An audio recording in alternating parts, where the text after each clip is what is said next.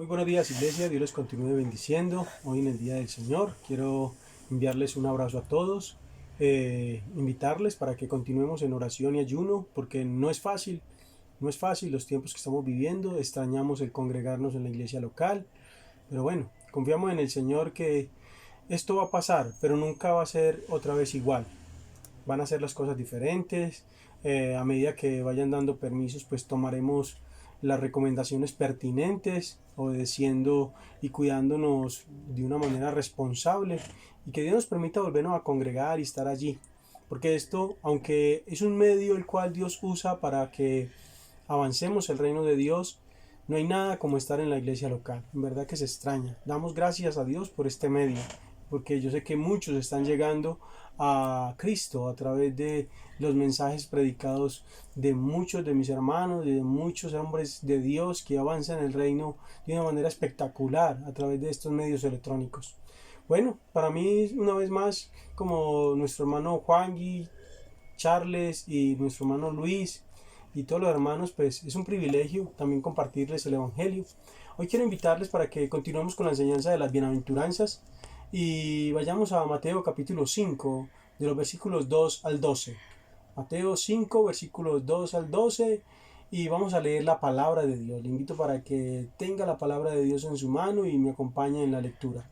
Leo la palabra de Dios. Dice: y abriendo su boca, les enseñaba diciendo: bienaventurados los pobres en espíritu, porque de ellos es el reino de los cielos. Bienaventurados los que lloran, porque ellos recibirán consolación. Bienaventurados los mansos, porque ellos recibirán la tierra por heredad. Bienaventurados los que tienen hambre y sed de justicia, porque ellos serán saciados. Bienaventurados los misericordiosos, porque ellos alcanzarán misericordia. Bienaventurados los de limpio corazón, porque ellos verán a Dios. Bienaventurados los pacificadores, porque ellos serán llamados hijos de Dios. Bienaventurados los que padecen persecución por causa de la justicia, porque de ellos es el reino de los cielos. Bienaventurados sois cuando por mi causa os vituperen y os persigan y digan toda clase de mal contra vosotros, mintiendo.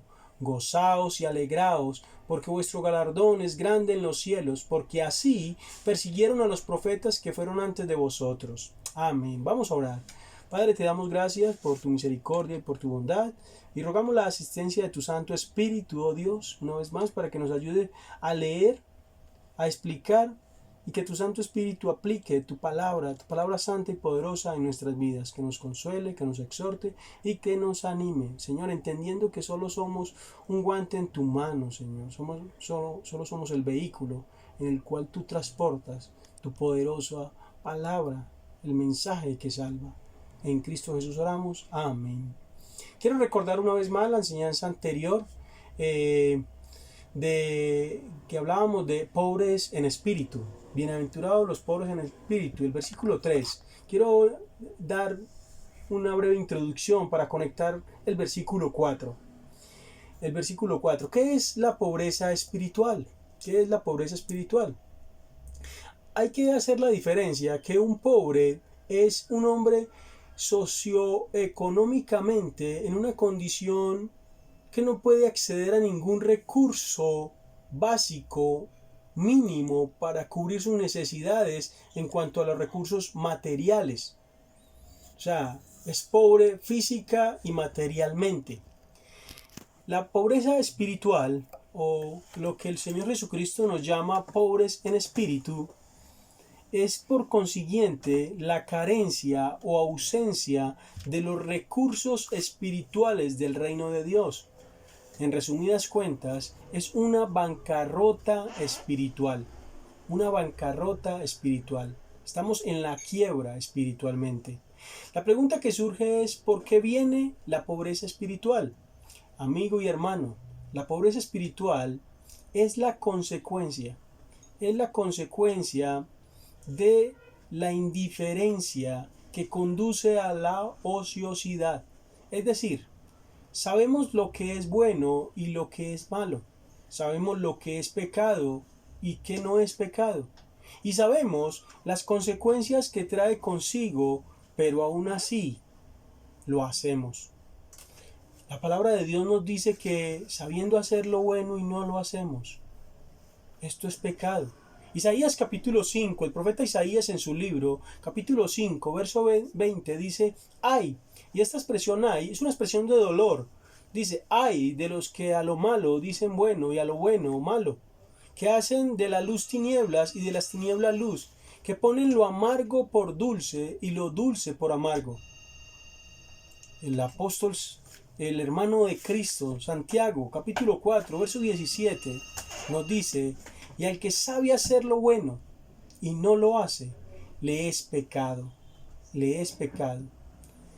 Mi hermano, mi amigo, el Sermón del Monte, llamado así porque Jesús lo pronunció en una colina cercana a Capernaum. Y en él Jesús proclamó su actitud hacia la ley. Y recordemos que la posición social, la autoridad y el dinero no son importantes en su reino. Lo que importa es la obediencia fiel de corazón. La obediencia es lo que vemos desde Génesis a Apocalipsis. Dios pide un pueblo obediente, obediencia, que obedezca al Señor, no que lo deje para después. El Sermón del Monte desafió el orgullo de los líderes religiosos legalistas de ese entonces y hoy sigue desafiando a muchos que tienen un corazón todavía de fariseo.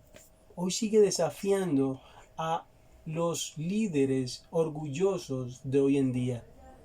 El Sermón del Monte era un llamado a regresar al mensaje de los profetas del Antiguo Testamento. Jesús enseñaba que la obediencia de corazón es más importante que la observancia legalista de la ley.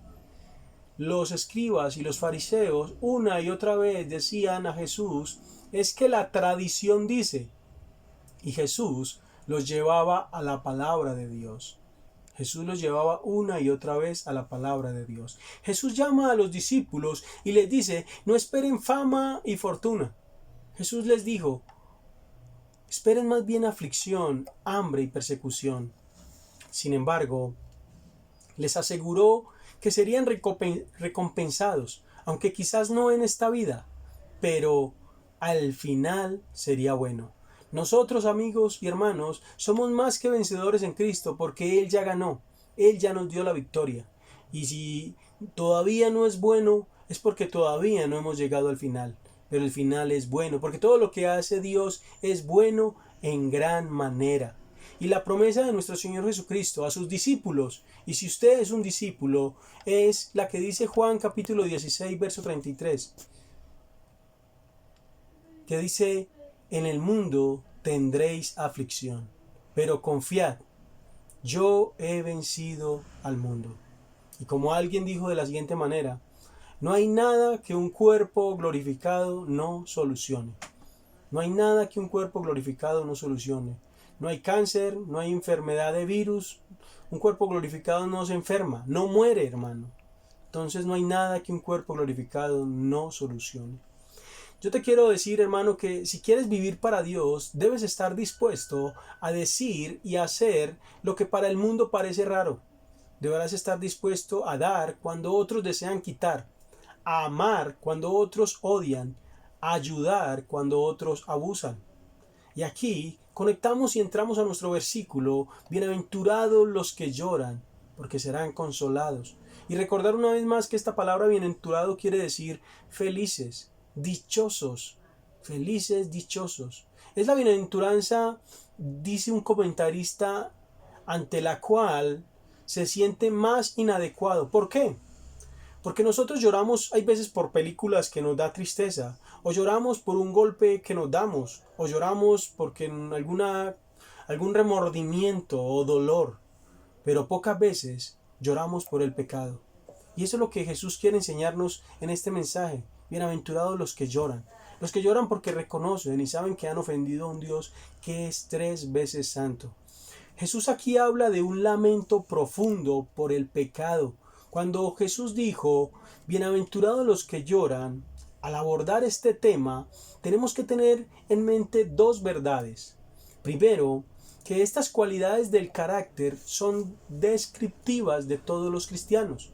Y lo segundo, es que ninguno de nosotros jamás mostrará características estas características en su máxima expresión.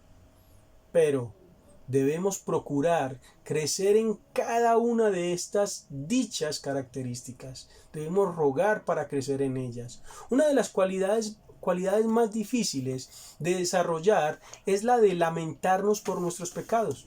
La palabra que Jesús utiliza es la más fuerte que se usa en el idioma griego para denotar dolor, lamento. Y se usa para describir una ilustración bíblica que podríamos mostrar que lo que Jesús quiere darnos a entender con el dolor de aquellos que lloran es cuando a Jacob sus hijos le llevan la túnica de José y le dicen que José había sido muerto. Esto lo vemos en Génesis capítulo 37, verso 34. Dice que entonces Jacob rasgó sus vestidos y puso cilicio sobre sus lomos y guardó luto por su hijo muchos días. El verso 35 nos dice, y se levantaron todos sus hijos y todas sus hijas para consolarlo, mas él no quiso recibir consuelo y dijo, descenderé enlutado a mi hijo hasta el Seol. Y termina el versículo diciendo, y lo lloró su padre.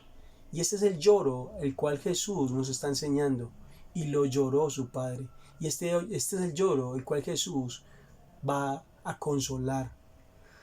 Segunda de Samuel, capítulo 12, verso 19, nos narra la historia de David cuando cayó en pecado, en adulterio y cometió un asesinato. Segunda de Samuel, capítulo 12, verso 19, nos dice que de ese adulterio hubo un embarazo, el cual el niño nació muy enfermo. Mientras que el niño estaba enfermo, David lloraba y ayunaba. Y en el verso 19 nos dice que la gente o los siervos de David empezaron a murmurar entre sí porque el niño había muerto y ellos estaban preocupados cómo David iba a reaccionar. Y apenas David entendió que el niño había muerto y les preguntó, ellos le respondieron que había muerto. Entonces David se levantó, se lavó, se ungió, cambió sus ropas y entró a la casa y adoró. Después vino a su casa y le pusieron comida y comió. Y los siervos quedaron intrigados. ¿Qué es esto que has hecho? El niño vivía y ayunabas y llorabas. Y este es el lloro, un lloro con dolor. Y ya el niño muerto, tú te levantas y comes. Él respondió, viviendo aún el niño, yo ayunaba y lloraba, diciendo, ¿quién sabe si Dios tendrá compasión de mí y vivirá? Mas ahora que ha muerto, ¿para qué he de ayunar?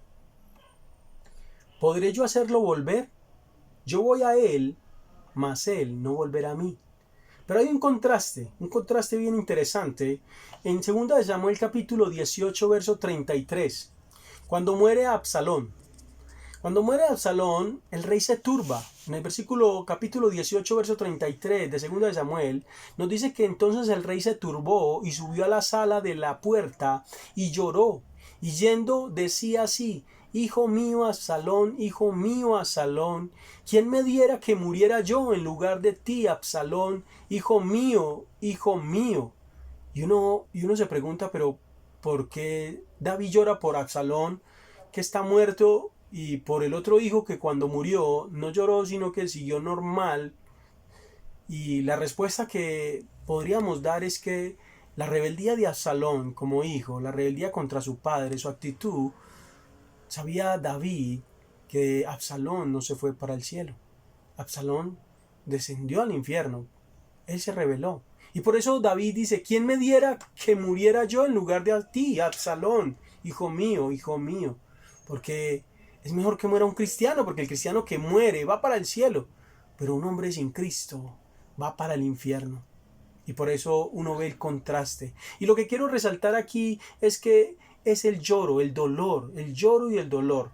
Cristo utilizó la palabra felices los que lloran para mostrar la intensidad del lamento, la intensidad del dolor que Él bendice.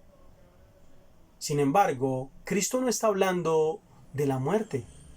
Cristo está hablando del dolor que causa el pecado. Cristo está hablando de nuestro pecado. Cada una de las 8 bienaventuranzas habla de una actitud específica del corazón. En esta, Jesús aborda nuestra actitud hacia nuestro pecado. Santiago, el hermano medio de Jesús, capítulo 4, verso 8, nos dice a todos nosotros: acercaos a Dios y Él se acercará a vosotros, pecadores. Limpiad las manos, vosotros los de doble ánimo, purificad vuestros corazones, afligíos, lamentad y llorad. Y llorad. Vuestra risa se convierta en lloro y vuestro gozo en tristeza. Humillaos delante del Señor y Él os exaltará. Sabe, amigo y hermano, que Cristo se humilló y fue exaltado hasta lo sumo. Así, hermano, si tú te humillas, Cristo te va a exaltar. El llanto del que Jesús nos habla no es solo un toque de tristeza, sino un dolor profundo en el corazón. Si recordamos la parábola del publicano, él se daba golpe de pecho diciendo: sé propicio a mi pecador. Y este dolor profundo está acompañado de lágrimas por causa del pecado personal. Probablemente muy pocos cristianos el día de hoy experimentan este tipo de llanto por el pecado. Miren, yo he visto a muchos ladrones que capturan y ellos se ponen a llorar, pero ellos no están llorando porque tienen remordimiento de ser ladrones. No, ellos están llorando porque los han capturado, porque vuelven y los sueltan y siguen robando. Pero Jesús dice que quienes son verdaderamente compungidos por el dolor, lloran por el pecado, ellos serán bendecidos, serán consolados. Esta segunda cualidad, porque la primera cualidad es ser pobre en espíritu. Esa es la primera cualidad de todo cristiano, ser pobre en espíritu. Y la segunda cualidad de esta es la bienaventuranza de llorar. Los que son genuinamente pobres en espíritu son los que reconocen su pobreza espiritual y dejando a un lado toda autosuficiencia, porque la salvación es solo de Dios. No hay nada que podamos hacer para salvarnos, solo Dios. Pero nosotros somos agentes responsables. Debemos buscar la gracia de Dios, hacer lamento por el pecado. Alguien escribió diciendo de esta manera: ser pobre en espíritu es tener convicción de pecado. Ser pobre en espíritu es tener convicción de pecado. Y llorar es estar contrito por ello, es estar afligido por ello. La oración de David, que quedó registrada en el Salmo 51, una oración inspirada por Dios en el Salmo 51, es un ejemplo del lamento por el pecado. Recuerdan que fue lo que originó esta oración de David. Fue el adulterio y el homicidio. David lo planeó, aunque no lo ejecutó. Pero David fue adúltero y homicida. Todo esto por encubrir el pecado. Muchos de hoy dicen que ellos no han matado, que ellos no han adulterado, pero con sus mentes han pecado y con sus mentes han sido adúlteros. No necesariamente necesitas matar a una persona. Con solo pensar mal de ella ya eres un asesino. No necesitas ir a la cama con una mujer extraña para ser un adúltero. Con solo tener un mal pensamiento de ella ya eres un adúltero. Cuando ves pornografía, eres un adúltero, eres un fornicario. Y es tremendamente cómo Dios usa al profeta Natán y lo lleva a confrontarlo utilizando dos expresiones en contra de David. Dos expresiones que yo quiero que usted grabe hoy. Tuviste en poco y menospreciaste. Y estas dos expresiones las vamos a ver en segundo libro de Samuel, capítulo 12, versículos del 9 al 10. Segundo libro de Samuel, capítulo 12, versículos del 9 al 10. Leo la palabra de Dios. Dice el versículo 9: ¿por qué pues tuviste, y mire la frase, en poco? ¿Por qué pues tuviste en poco la palabra de Jehová? Hoy muchos de nosotros tenemos en poco la palabra de Dios. Y así como David, haciendo lo malo delante de los ojos. El verso 10 nos dice: por lo cual ahora no se apartará jamás de tu casa la espada, por cuanto me menospreciaste. Cuando se tiene en poco, también se menosprecia, se desobedece. Vemos cómo resaltan en estos dos versículos, el 9 y el 10, tener en poco la palabra de Jehová y menospreciar a Jehová. En primer lugar, David tuvo en poco la palabra del Señor, es decir, tuvo en poco la ley de Dios. ¿Cuántos de nosotros hoy tenemos en poco la ley de Dios? Y al hacerlo, también menospreció a la persona de Dios. Menospreciar la ley de Dios no es solo una expresión de rebeldía, también significa tener en poco su carácter santo, puesto que la ley es un reflejo de quién es Dios, de quién es Él. Esto es verdad. No solamente de los atroces pecados de adulterio y asesinato, porque son pecados escandalosos, pero también, amigo y hermano, quiero invitarle para que, como dice el libro de Cantar de los Cantares, cuidado de las pequeñas zorras. De aquellas pequeñas zorras. ¿Cuáles pequeñas zorras? Amigo, no solo el adulterio y el asesinato, sino también pecados refinados, pecados pequeños como lo son el orgullo, el chisme, la envidia, amigo. Cosas semejantes a ellas por los cuales también va a venir la ira de Dios. Así que yo le invito, amigo y hermano que nos escucha, a que oremos para que Dios nos permita ver nuestro pecado. Porque muchas veces no lo vemos, somos inconscientes de ello. Dios nos permita ver nuestro pecado y seamos conscientes de que somos rebeldes y somos rebeldes contra su gobierno, contra su gloria. De esa forma nosotros no tendremos en poco su ley y mucho menos su carácter, que es 3 veces santo y puro. 3 veces santo y puro.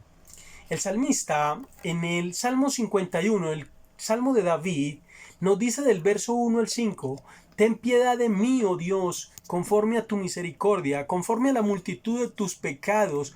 Mire lo que dice el salmista: borra mis rebeliones, lava más y más de mi maldad, lávame más y más de mi maldad, y límpiame de mi pecado, porque yo reconozco mis rebeliones, y mi pecado está siempre delante de mí.